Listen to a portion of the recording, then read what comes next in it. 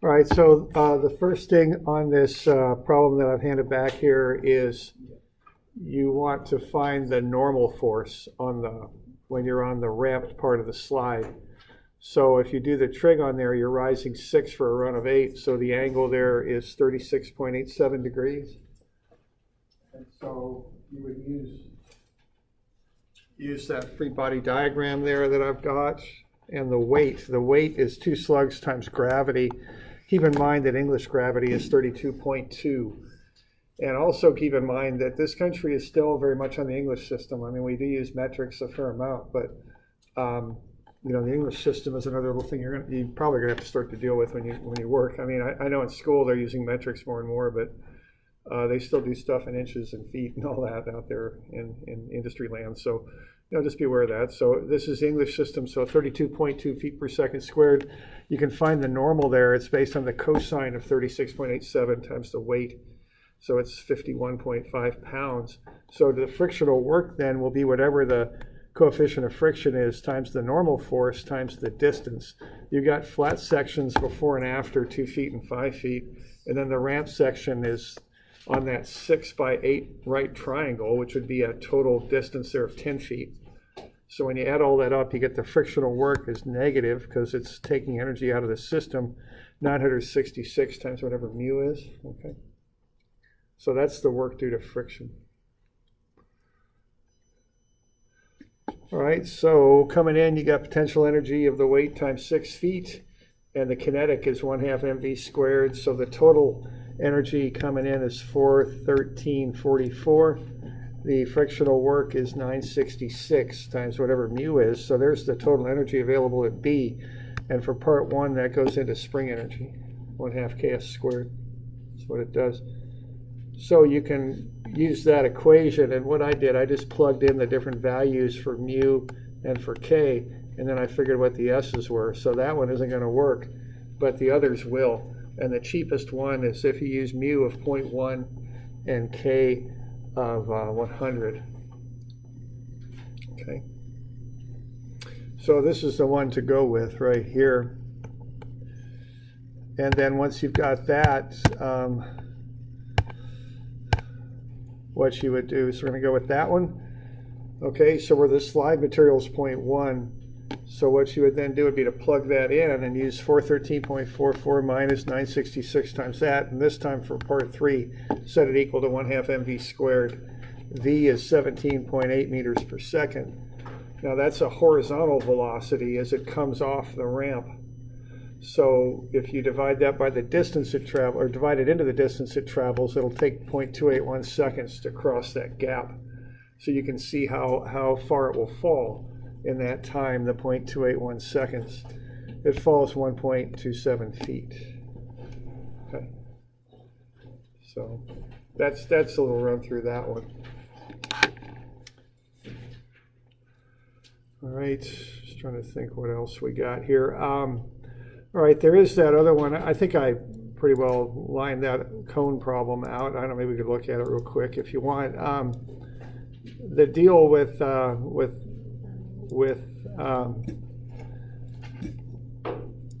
work energy or any of this stuff is a lot of it's units based, you know, when I'm looking at this. So units can always help you figure stuff out when you need it. So on what you're going to do with this energy stuff is you would come in with, let's see, is this it? I think this is it.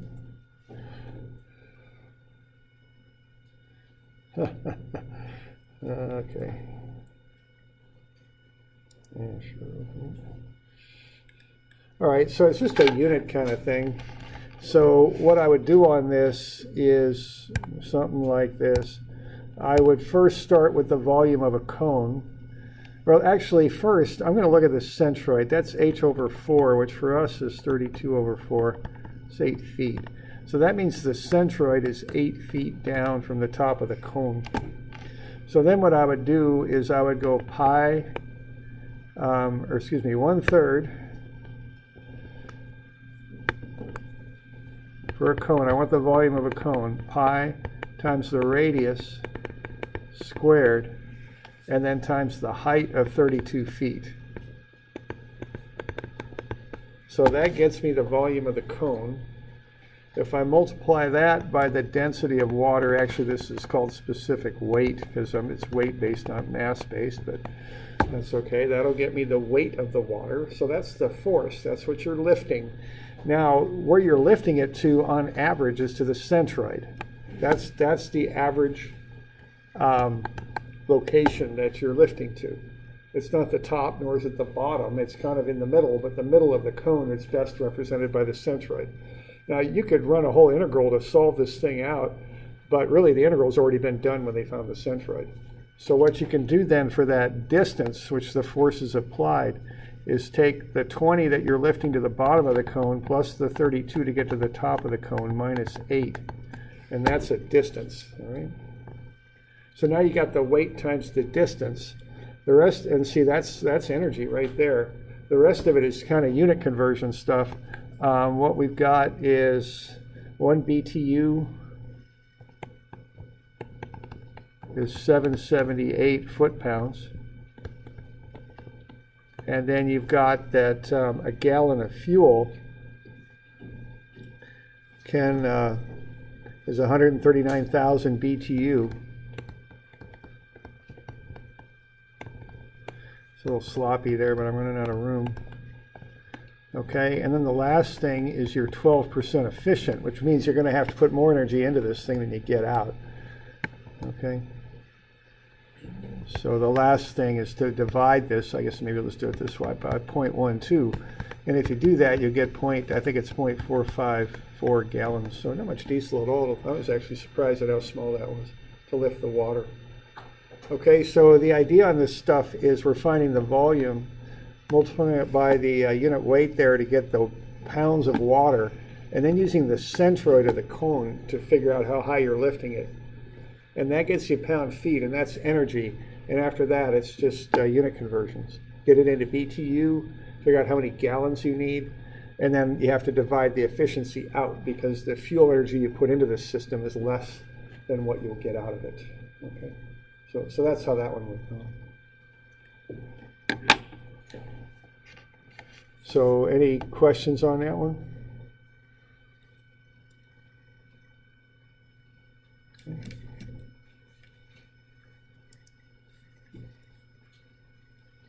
All right.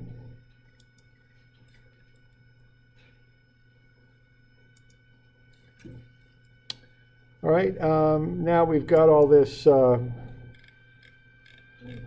this relative velocity stuff. Or we have any questions on that? We went through that. We were in a little bit of a rush, you might say. So. Just wanted to be sure that you're comfortable with that.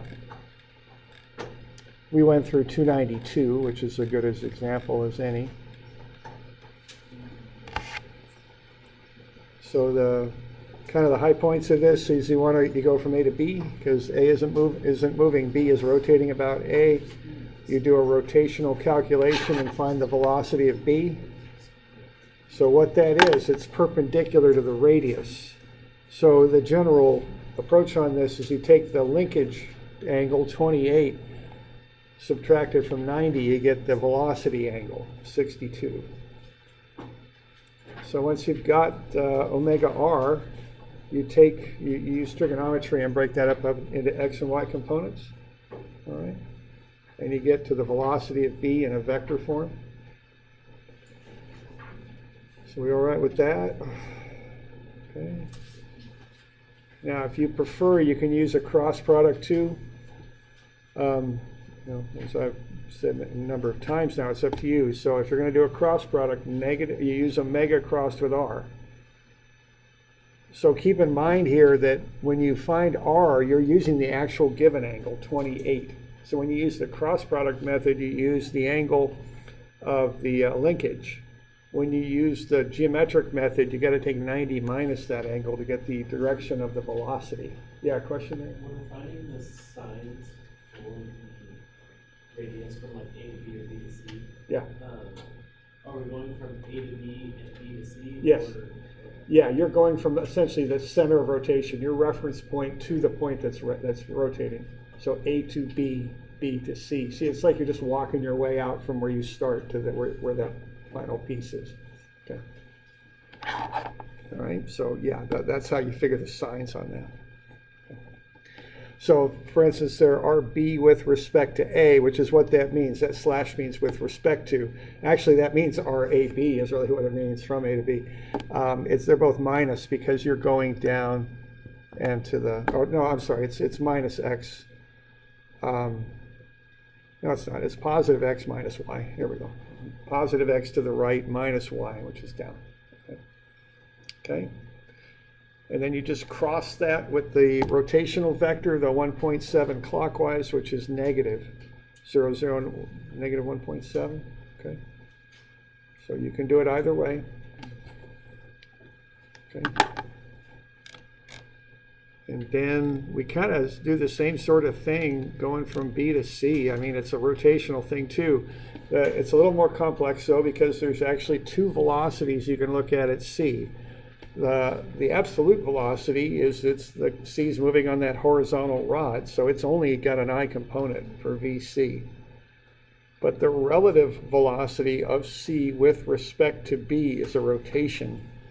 That's basically due to the fact that there is a solid connection between B and C. It's 0.3 meters long. There's a linkage from B to C that's 0.3 meters long. Now C will move left and right with respect to B, but it's always 0.3 meters away. So for that reason, from the perspective of B, C appears to be rotating. Okay? So you handle that like a rotation also. So you can, the magnitude of that is omega r. Now you don't know what omega is, but you know what the r is. The r is 0.3 for the relative motion. All right, so what you would do then would be to say the velocity of C with respect to B expressed as just a magnitude is 0.3 times whatever that omega is. Okay. And then the direction of it is perpendicular to the radius, either up left or down right. Okay, you've got a 49-degree angle for the linkage, and that horizontal rod makes 187 degrees. So 180 minus 49 minus 90 leaves 41. So the relative velocity is basically 90 minus the 49 is what it comes out to be, if you just look at the velocity vector. Okay, so I'm assuming up left, so minus cosine 41 times 0.3 omega I plus sine 41.3 omega j. So I'm going negative x, positive y. Okay. Now I could just as well have assumed positive x and negative y. That would have worked fine too. That would have been this assumption. But I can't do this and I can't do that because they don't reflect what could happen, all right? If C relative to B is rotating, it's on that line there perpendicular to the radius. So it's up left or down right, one or the other. It's not these other two options. It's not down left nor is it up right. Okay? So whatever you pick there is fine. Well, you just have to pick something that reflects reality, something that could occur. So neither of those are going to work. You can't use those. All right? So we good with that? Okay. So once you got all that lined out, you put it in one big vector equation. Pull the j's out first and solve for omega. Just retain the sign and just pop it into the next one, which is the I equation, and solve for VC. So if you assume something incorrect, you'll get a negative omega, but that's fine. Don't worry about it. Just take it and just plug it into the next step as a negative, and everything will come out of that fine. Okay?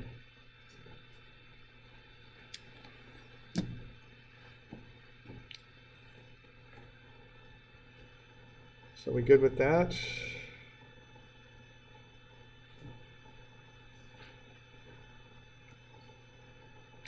And you could do it with a cross also. You'd start with the position vector from B to C, which is negative, negative, so 0.3 cosine 49 would be negative, and 0.3 sine 49 would be negative. That gets you the position vector. Once you've got it, what you can do then is you can do the cross to get the rotational relative motion. So it'd be 0, 0 with an unknown omega, and negative 0.1968, and negative 0.2264. Okay.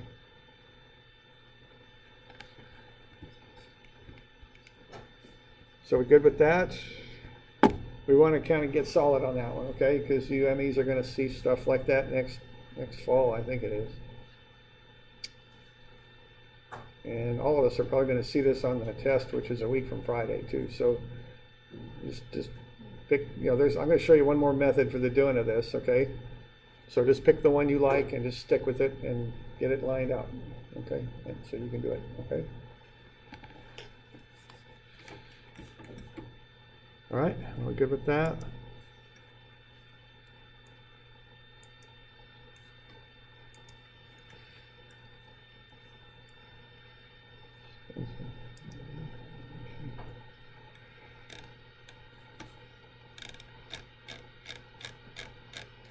So, speaking of which, why don't you do this? Okay. So just write up a relative velocity equation to solve for VC. So what we got there, we've got a linkage that's rotating around A.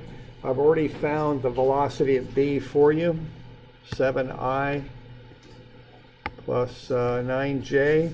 I don't have this in your book anywhere. Just have to copy it down, but let's all just take a couple minutes and work through that. So write up an equation that will allow you to solve for the velocity of C. Okay?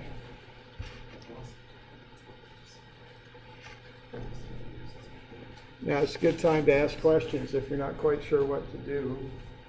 As I'm walking around, I don't have much else to do, so I can answer any questions. You can ask your neighbor too. Okay. All right, so online, hopefully you've had a chance to give this a run. Okay, so the important thing here is the velocity of C with respect to B is perpendicular to the radius, because what's going on relative to B, C is rotating, okay? So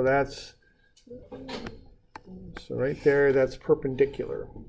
So that means you can handle it in a couple different ways. If you do it what I call geometrically, you got to figure out the angle of the velocity of C with respect to B. It's 90 minus 12, 78.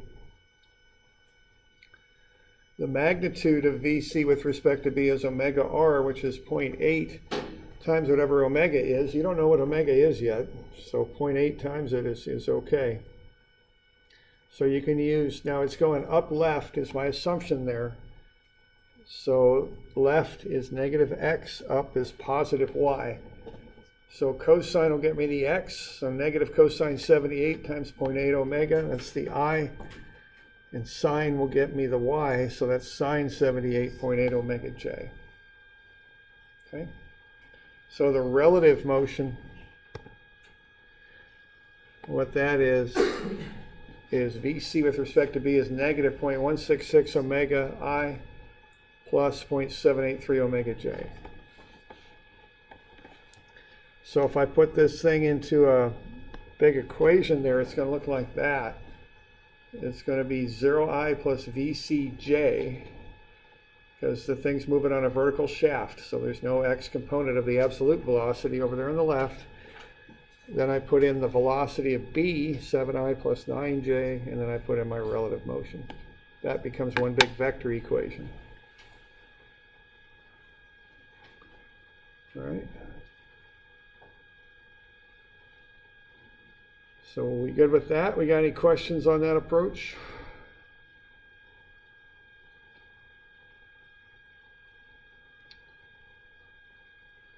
Okay, we good? I don't hear anything there. All right. Now, the other way to do it is to do it with vectors. Okay, now if you're going to do it with vectors, to get this relative motion, you use a cross product, is what you do. Omega crossed with r is what you're after. Okay. So to do that, what you need is the position of C with respect to B. So what you're doing there is you're finding this vector here. What that is RC with respect to B.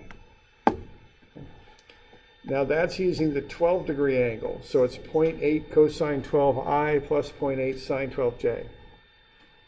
So positive X and positive Y. Now contrast that with what we did earlier. What we were doing before, just 2 minutes ago, was we were looking at the relative motion, which is doing that. That used this 78-degree angle. So just keep those two things straight, okay? That the velocity is perpendicular to the linkage. Okay? So if you're doing this vector approach, you use the angle you're given, the linkage angle. It's 12 degrees. And they're both positive because it's upright, going from B to C. If you're doing the other approach, the geometric approach, you got to use 90 degrees off of the linkage because you're looking at the velocity vector, not the linkage. Okay. All right, so I went ahead and got the velocity vector, and then it's just a matter of crossing it with omega. And you get to the same relative motion expression, negative 0.166 omega I plus 0.783 omega J. Okay. Yeah, question there. Well, we have to find it because we know on this one, I mean, the normal, if you're doing a full problem, the normal steps that you take to get to this is you're given this, omega AB, which is not equal to omega BC. And you would use omega AB to find this. Just to shorten this up, I gave you that. Like I said, we were given it.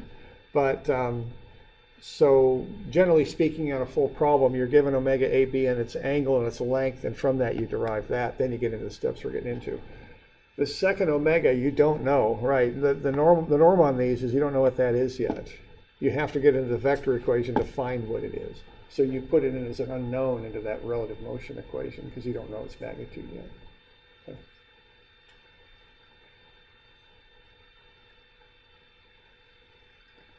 Okay. Other questions on that? All right. Okay. So that's how you approach that. Okay, that's the how we work through those. All right. So the next couple steps here, you'd use the I equation, solve for omega, and I think it's about 42 roughly, a little less than 42. 7 divide 0.166, 42.2. That's what I got when I found omega. And then just coincidentally, it comes out to be pretty much equal to the velocity of C also, but that's just pure coincidence. Okay. So coincidentally, the velocity of C comes out to be 42 also. Okay.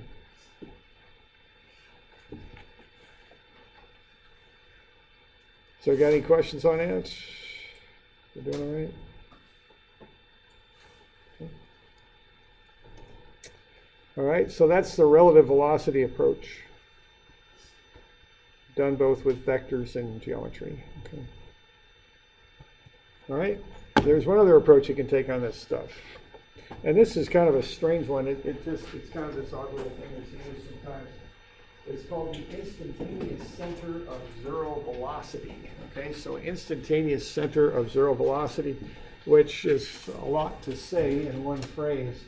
So it's very common to just call that the Instantaneous Center, and it's also very common just to abbreviate that as IC for Instantaneous Center.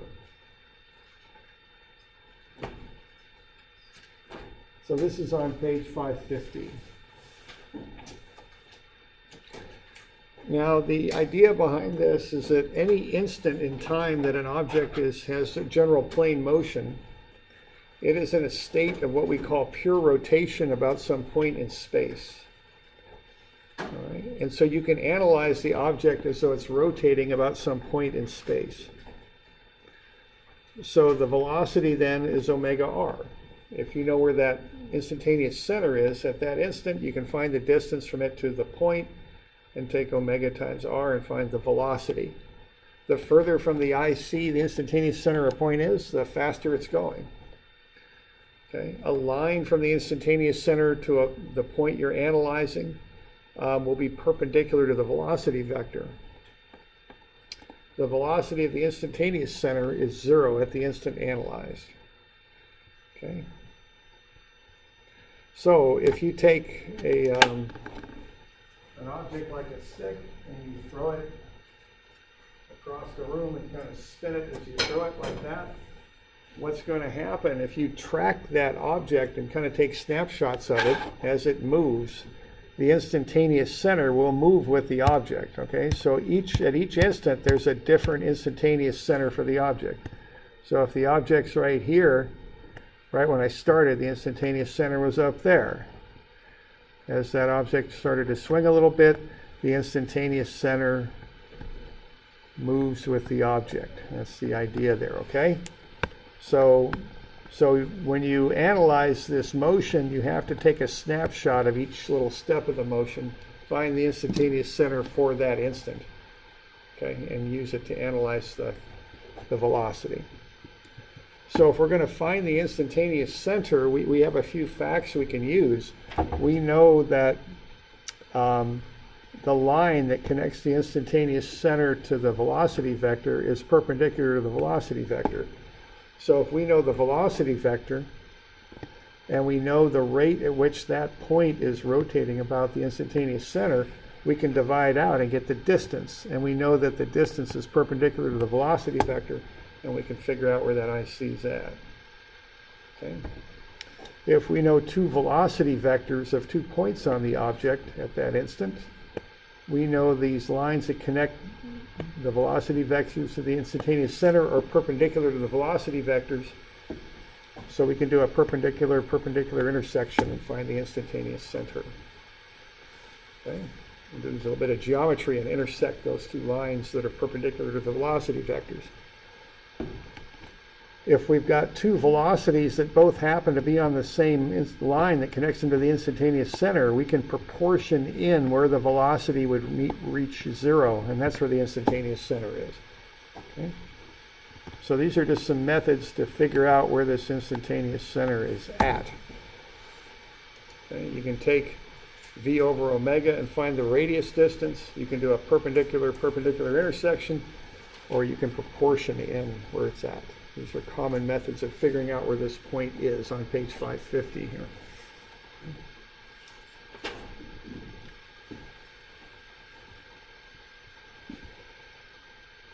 All right, now if we were to take that object that I just threw, I threw it as you're looking at it to the right, the blue vectors there show the translation of the object as it moves to the right. So those vectors are always to the right. In red, I'm showing the rotation of the object as it's being thrown. So not only did I throw it to the right with these blue vectors here that I'm outlining right now, what I also did was rotate it as I threw it. Okay? So not only do I have those vectors, I have these rotational vectors too.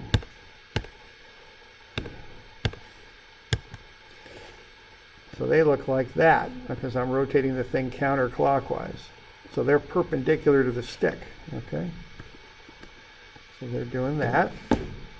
So the net velocity vector then, as I'm throwing the thing across the room, is the sum of the red and the blue, which I'm kind of outlining here in green and kind of showing with a wiggly line there. Okay? They're the vector sum of the red and the blue. So I'm showing those with kind of a squiggly green line here. Okay. So what I can do then is do, for that last two cases, are perpendicular intersections to the green total vectors, and that'll find me the IC. For this last one, I'd have to proportion it in. I'd have to find the point where the velocity would be 0 there at the top as I start to throw that underhanded. Okay.